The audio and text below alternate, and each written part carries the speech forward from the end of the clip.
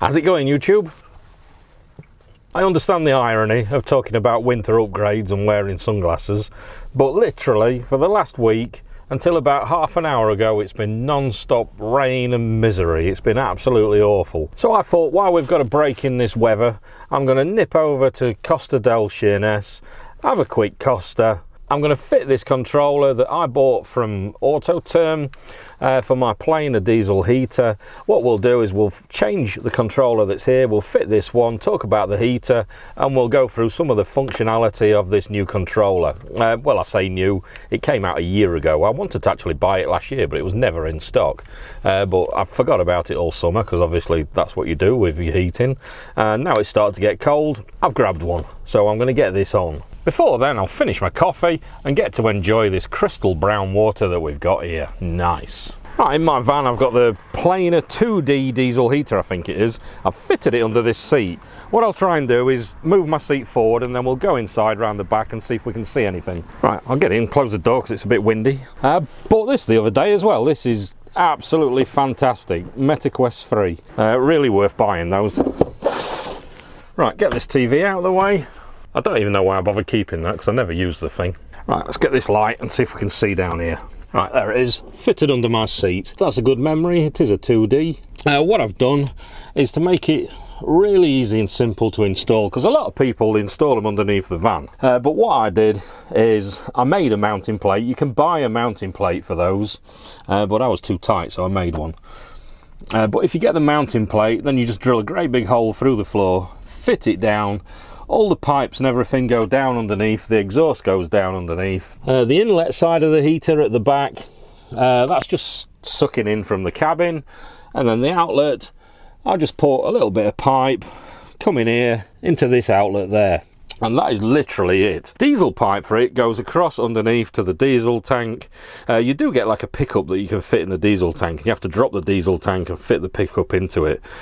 But because this is a shuttle, this already had a Eberspacher heater fitted to it, like a preheater one for the water. But I don't know if it actually works. But what I could do was I teed into the diesel line. So it saved me having to drop the tank. And then that gave me diesel to that. Along with that, I got this controller here. This one is the PU27. Controller that came with this Planar heater. There's a few different types of heaters you can get. Most people, or a lot of people should I say, they go for the Webasto. They are really good. A lot of years ago I used to fit those to the big posh horse boxes, and they are really good quality. They're not cheap, but they're really good quality. I personally didn't have the money to spend on one of those, because when you're building these campers it adds up really quick, and when you're talking another $1,000+ for just for a diesel heater, it adds up quick. The other one is obviously the Eberspacher. They're just as good. Out of the two, because I've fitted both a lot, out of the two I prefer the Webasto. But if you're on a bit of a budget, there's normally a couple of options. One is the cheap Chinese option, which are a couple £100. I've not fitted those and I've not used them, so I can't comment on them. What I can comment on is this Planar heater. These are not cheap, but not as expensive as the Webasto. I can't remember how much I paid for it. It was about £600, I think. But I've had it now just over 5 years. It's never let me down ever. Really good quality. The only thing I didn't like was this controller, this PU27 controller. For me, it's a little bit dated looking. You press go. It does everything you want it to do, but it's a little bit clunky how it does it. I personally don't particularly like it that much. The timers on it, what happens is you can set the timers over a week, and then once it's used that timer to turn on, then that timer turns off. I don't know whether that's how it's supposed to be, but that's how it always seemed to work for me. So once the timer's been used, you had to go back into the menu again and turn that timer back on again for the next time. So you couldn't leave like a permanent 7-day timer going on every week. You couldn't do that. Because sometimes what I like to do is in winter going to work, I like to use this van. If I've got the heater, what I do is preheat it an hour before I set off for work. If I can use the timer, I'll get it so it's defrosting all the windows and everything before I've got out of the house. So I know it's super lazy and I don't work far away from home. It's nice to have defrosted windows and a warm cabin to get into. On the camping side, the timers aren't particularly useful to me, to be honest. I just turn it on as I need it on, but I want the controls to be nice and easy and straightforward. Last year, Autoterm released this new controller. This is just called a Comfort controller. This one was released and it looks, from what I've seen, a lot easier and a lot more straightforward to use, and it's a lot more modern looking as well, in my opinion. So what I've done is I've bought one for myself and I thought we'd try and fit that. In the box you obviously get the heater. This came in this bag. In the bag you've got a couple of screws, an instruction book which I'm going to use to go through all the functions, and that's it. In theory I should just unplug this one and plug this one in. We'll find out. Hopefully that's how it'll be. So what I'm going to do first is I'm going to remove this one. So I don't know whether there's going to be any screw holes that I'll need to cover up somewhere. We'll find out in a second. First of all, I need to close this curtain because this sun's shining in and keeps hitting the camera. Let's get this off. We'll get the Leverman out to do this. Nice little tool for doing this sort of thing. See if I can prise this old one off. Right, what I need to do now is open this cupboard and undo the little plug from the back so I can pull this out. There it is. So if I just unplug that, and now this hopefully should just pull straight out. Right, it seems that this back plate here, I've just stuck it on. I've not used any screws or anything like that, which is quite lucky. So what I'll do is I'll put the camera down in a second so I can get this off, and then I need to get it off, clean it up, and then I can get this out of this hole here because it's got a big plug on the end of it. Right, there we are. There's the old controller. It looks to me that the plug is exactly the same, so that should plug straight in, which is what I expected. The only issue I've got now is this wire came out right at one side and this wire comes out in the middle. So what I'll do is I'll have a look at that in a second and see how that lines up. This has got a back plate which pulls off, and then this back plate you're supposed to fix it on to the front over there, and then that obviously threads back through and clips in. That should be all right actually. Once I've got that through, there's a little bit poking there for the wire to come through, and then I can stick that on. I need to stick it really rather than screw it, but I don't think I've got any sticky pads in the van, so I might just get my screwdriver out and just screw it on. What I need to do first is thread the plug through. If I thread the plug through this and then thread the plug through that, then I can fasten that on, because I'll never get the plug through that little hole there, but the wire will. Right, so what I need to do is I need to screw this one down. Leverman again, because I'm too lazy to go into the back and get proper screwdrivers, but this works perfectly fine. So if I pull that through, clip that front on. Right, what I need to do is I'm going to plug this in behind there. I'll leave the camera pointing at this so you can see its first startup. Right, there we are, that's all powered up. Super simple to install, 2-minute job. That's how it looks installed in the van. It goes into a standby after a minute. If we just give it a turn or something, it turns back on. So what I'll do is I'll set this camera up nice and straight, and then we'll go through some functionality of what this does. Right, so here we have it, the Autoterm Comfort controller. Display, obviously, back button. This is a quick button, we'll talk about that later. And you've got the rotary knob which you can turn and you press. It goes into standby after a few seconds. You can change that setting as well. If you give it a quick turn, then it all comes back on again. First thing we need to do is we need to go in the settings and change the time and the date. Once we've woke it up, if we press this knob, this gives us the main menu, which is the heating, ventilation, settings. For now we need to go back to settings. If I press to enter, there you can see we've got time and date, display, heater, LED, reset. First thing I want to do is I want to set the time. 2023, November the 4th, Sunday, 12:38. There we are, date and time set. Whilst we're in here, if we have a look at display, we've got languages, units. I want metric because I want it to display in degrees Celsius, not Fahrenheit. Brightness, as you can see, it goes from quite bright to quite dull. We don't want it too bright because at night it's going to light up the whole room. So if I'll keep it at that for now. I'll adjust it later if I need to. Sleep mode. This is the timeout that I mentioned before, and that's it in display. Heater, we've got two temperature sensors that we can use. One by the panel, which is this, and one by the heater, which you can see is less. What that is the intake air for the heater. It's got a sensor in there, so it's the return air that's going back into the heater. You'll notice that these are two different temperatures. One, because the one under the seat is going to be colder because it's generally under the seat near the door, whereas this one here, I'm over top of it, I've got a light above it, I'm breathing on it, it's going to be warmer. What I generally find when I'm setting the temperature that I want on these heaters to reach is I normally set it to a temperature and I don't worry too much about the actual number. What I do is I set it to a temperature. If I'm too hot, I'll turn it down. If I'm not warm enough, I'll turn it up. I generally do that. Depending on where this panel's fitted, it depends on the temperature that will reach yourself. So as I said, just set the temperature for your own comfort. LED, under this button there's some coloured LEDs to show you its status. You can turn those on and off, and then obviously reset. Right, so back at the main screen, we've got this quick button. If we press it once, it opens up the heating menu. If I press it for 2 seconds, it'll start the heater at the last settings. So that one's quite a good one to get you going nice and quick, so you're not messing about, going into this dial, picking which setting you want. You can just go from this quick button, press once for heating, press and hold for 2 seconds, and that starts it up on your last settings. While the heater is on, if you press and hold it for 2 seconds again, it'll shut down the heating. So if we go back into our menu again, we've got heating. This is obviously the different heating modes. We'll press that to get into the heating. We've got temperature mode. This will maintain the set temperature by reducing the heating power, but it won't shut off the combustion. Press to get into it.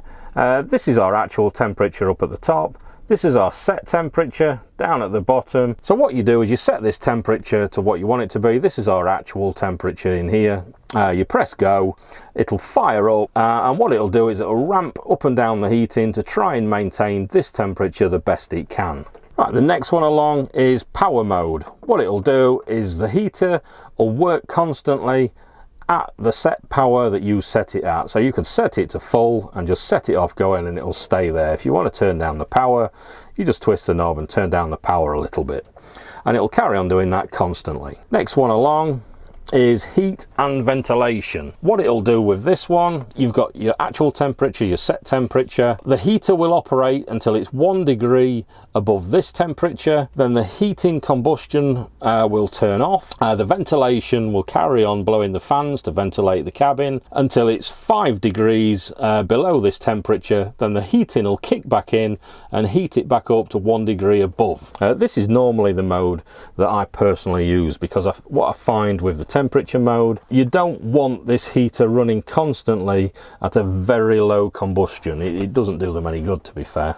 So what I do is I use this one, but your temperature will fluctuate a lot more using this one. The last one is thermostat mode.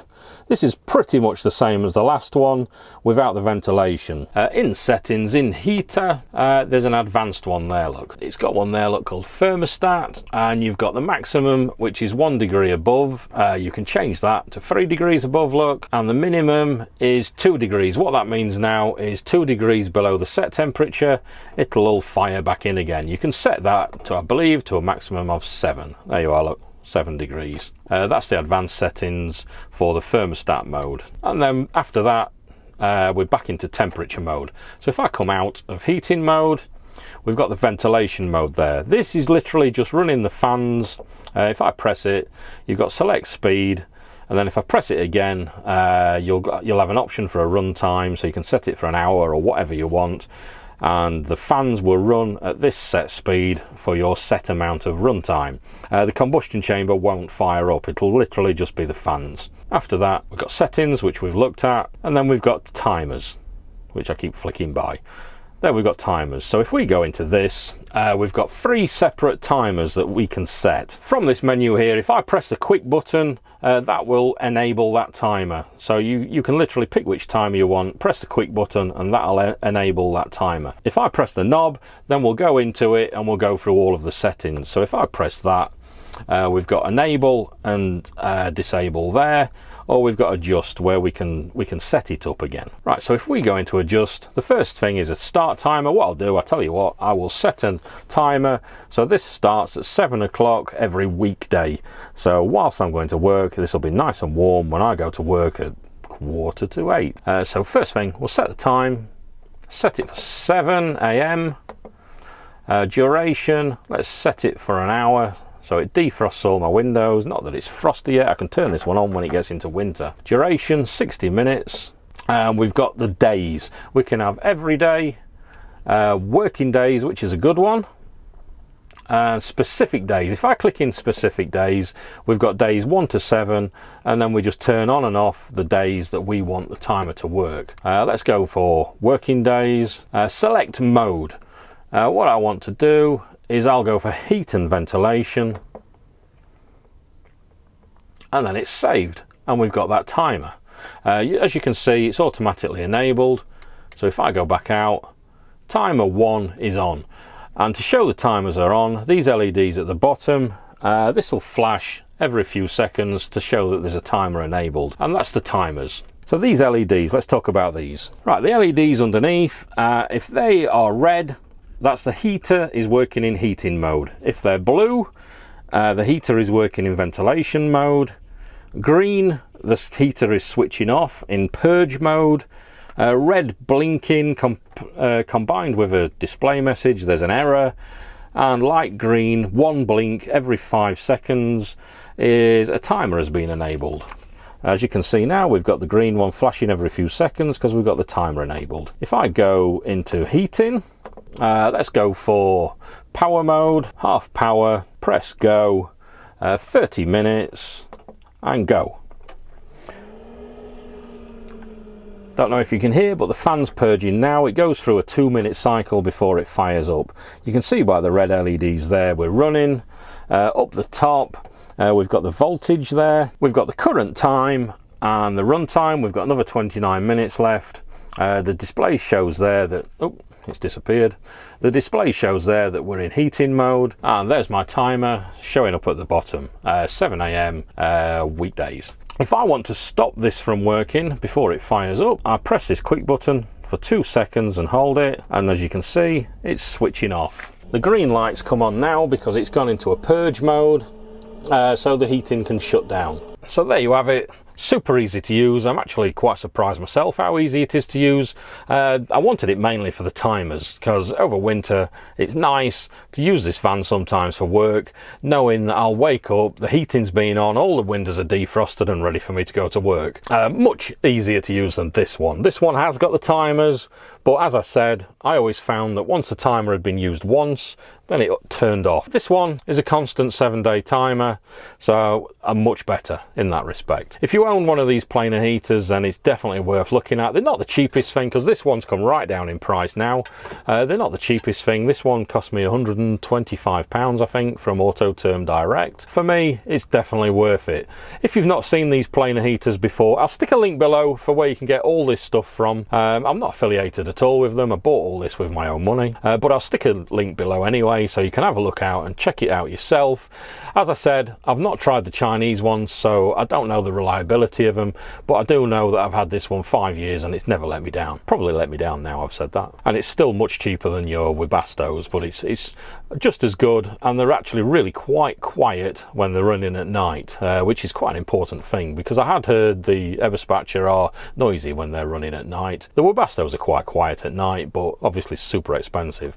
This one you kind of get the best of both worlds. You get the quiet and the much cheaper. There's loads more stuff I want to do on the camper. There's loads of stuff I want to do on the MR2 as well. I just haven't had chance because of work and things like that, and obviously the weather has been really crappy just lately, and with the van and everything parked outside, it's not the easiest thing to do, these outside jobs. So subscribe if you want to see more. Like the video if you liked it. Comment below on what heater you've got. I'd like to know myself, to be honest, to see what sort of variations there is out there.